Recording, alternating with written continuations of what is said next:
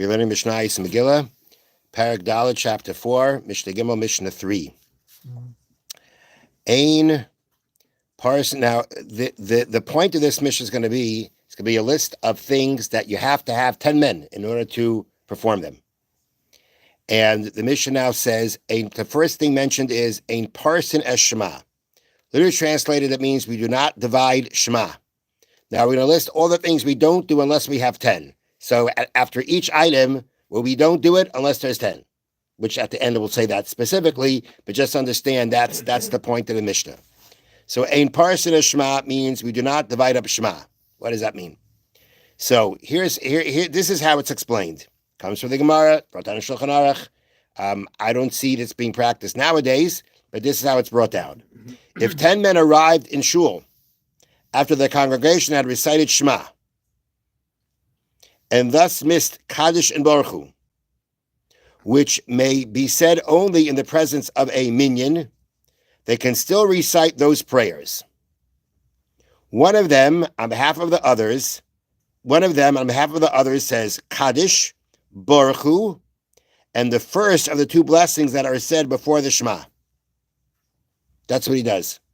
One person, he says Baruch Hu, people respond, but everything else he says Kaddish, and he says the first. We have two blessings that we say before Shema. He says what? He says the first of the two, and this is described as dividing Shema because they say only one of the two blessings, so it's divided. You cut it in half. You did one out of two. Now, although that blessing, meaning the first of the blessings that we say by Shema, does not need a minyan, they're obligated to say it with a minyan because Baruch Hu, which means let us bless, is a call to the congregation to recite a blessing. Thus, if they do not say a blessing at that point, they appear like heretics who do not want to bless God. Meaning, Baruch Hu, it seems from this, is going on not the response of Baruch Hashem HaMavorach Leilam Va'ed, or at least not only on that, but it's also going on the blessings that come after that we say in the davening before Shema. So therefore, although that blessing doesn't need a minyan itself, however, being that we said Baruch Hu, and that means that the congregation is supposed to be reciting a blessing after the call to let us bless. If they do not say a blessing at that point, then it appears like you said blessing, you're not saying the blessing. Sounds like you don't want to make the blessing. And therefore, part of what the Chazan does is he says the blessing on behalf of everyone. So that means that's considered everybody's saying it. Okay, that's the first thing. Literally translated means we do not pass before the ark. That's the Mishnayos term for being the Chazan, leading the services. Meaning we do not have, in this case it means we do not do the repetition of Shemoneh Esrei, which is done by the leader, unless there are going to be 10 people. They do not lift their hands. That refers to the Berachas Kohanim, the priestly blessings, are only done if there's a minyan. We don't read in the Torah unless you have 10 men. Nor do we do the Haftarah in the words in the prophets unless we have 10. All these things we just mentioned until now fall under the category of Davar Shebekdusha, a matter of sanctity. And those things need 10 men in order to be able to perform them. Now we're going to have other examples of where you need a minyan, but not because they're a Davar Shebekdusha, not because they are a matter of sanctity, but for other reasons. Next example is Ein Oisin Mamid U'Moshev. We do not observe the standing and sitting. This is referring to the following. On the way to a burial, it was the custom to pause to deliver eulogies, meaning they were carrying the person who passed away to the cemetery. On there, you would stop and deliver eulogies. The leader would announce, "Sit, dear one, sit," which means stop and sit down. They would sit and listen to eulogies. When they finished, he would announce, "Stand, dear one, stand." After continuing a short distance, they repeat the process. This was done 7 times. Okay? Similar to our 7 stops. Now, when only a few people are present, we do not, meaning if less than a million are present, we do not trouble, no, it doesn't say we don't stop. It says we do not trouble the leader to go through this and to call them dear ones. After all, if only a small gathering is addressed as dear ones, what greater title is left to address a large gathering? That's how they bring down here from Rashi. Thus, the entire practice is not observed unless a minyan is present. Now, it seems to me, again, I'm not 100% clear about it, but clearly the issue is this calling them dear ones. Does that mean that without a minyan, you just don't call dear ones, but you still do the stopping and the eulogizing? Or does it mean that the whole process is stopped and they don't do eulogies on the way?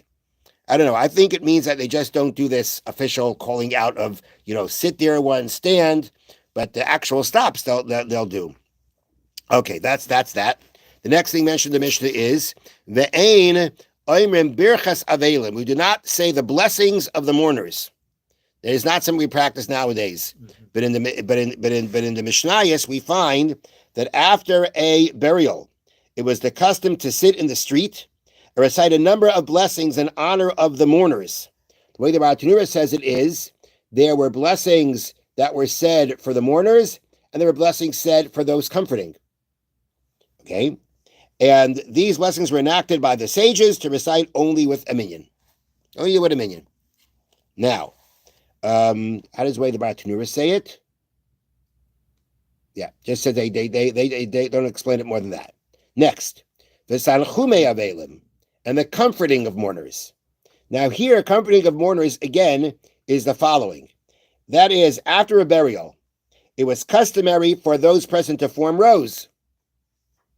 The mourners stood still, listen to this, the mourners stood still while the rows of people filed past them and offered condolences.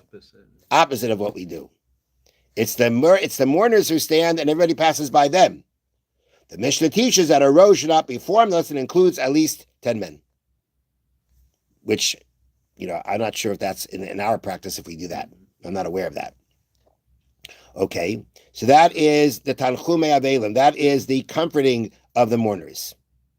Okay, now, next, Uberches Chasanim, the blessing of the grooms, the bridegroom. The blessing here is talking about the Sheva Brachas. The 7 blessings that are recited in honor of a bride and groom under the chuppah during the 7 days after. Again, in order to do that, you have to have a minyan. Vein mezamnin b'shem, and we do not do zimun with Hashem's name unless you have 10. Now, ein mezamnin they translate as, and we may not use Hashem's name to invite people to Berachas Hamazon. If you think about it, right, we say we're benching with a mezumin. So what is the person we're benching with a mezumin? What are we doing? There's a leader who is basically inviting people to bless, right? And then there are responses to that, and there are blessings that are responded to that. So we're saying here, if you're going to use Hashem's name to invite, then you need to have a minyan. Now, this invitation, which is known as zimun, includes a blessing. We add the word Elokeinu, our God, to the blessing only in the presence of a minyan, because it does not befit the honor due to the name of Hashem to publicly proclaim it before a smaller group. Meaning, the way I'm understanding the way they're explaining it is we say, Rabbi Sai, Nevarech, right? Yishem Hashem Bevarach, right? We say, Bershus, remember Rabbi Sai, Nevarech, Le'Elokeinu, Shachal Mishaloi, right? If we don't have a minyan, we just say Nevarech, let us bless from whom we have eaten. If we have 10 men, we say in the Reich, Le'Elokeinu, let us bless our God. And what's the response? Baruch Elokeinu, right? Bless Hashem, Shachal Mishaloi, that we ate from him. So we have these blessings that are being said here with Hashem's name. So if they make a blessing with Hashem's name, they're saying, the explanation of the Gemara, why it needs a minyan is because it does not befit the honor due to the name of Hashem to publicly proclaim it before a smaller group. Okay, now, and now finally it says, Pachas me'asara, less than 10. All the ains, all that we do not, right? Now ends up, Pachas me'asara, all the things listed we do not do with less than 10. Uvekarkois tisha v'koyin. Literally translated, when it comes to land, 9 and a kohen. What does this mean? This means, if let's say, a piece of land was sanctified to become the property of the Beis HaMikdash, to be property of the temple. Person sanctifies a piece of land. I want this consecrated. I want this to belong to the temple. It becomes consecrated. So what's the temple going to do with that land? It's going to sell it. So now you got to evaluate that land to see how much it's worth, so that the person is going to buy it and redeem it, how much he should pay. From sources of the Torah, we learn that must be performed. You have to have 10 people, and one of them has to be a Kohen. And the same thing, a person is similar. A person is similar means, let's say a person says, again, the Torah talks about ways that you can consecrate your value and give that value to the Beis HaMikdash. So let's say you say Demei Alai, which means my value, my worth, I take upon myself to give to the Beis HaMikdash. It means you have to be evaluated. How are you evaluated? How is a person evaluated? The answer is that when there were slave markets, there was a value given to people. So if you would be sold as a slave, how much would you go for? Okay, that is your value. That value, again, to be evaluated, must have 10 men, and one of them has to be a Kohen. And these are all, and the idea, and by the land, we have the sources from the Torah that teach us this. And since we have a rule that a slave is compared to land, and you are being evaluated if you were to be one, therefore we say there too that you need to have 10 men, and one of them has to be a Kohen. Have a wonderful day. Thank you, Rabbi. If you don't have a minion at the cemetery,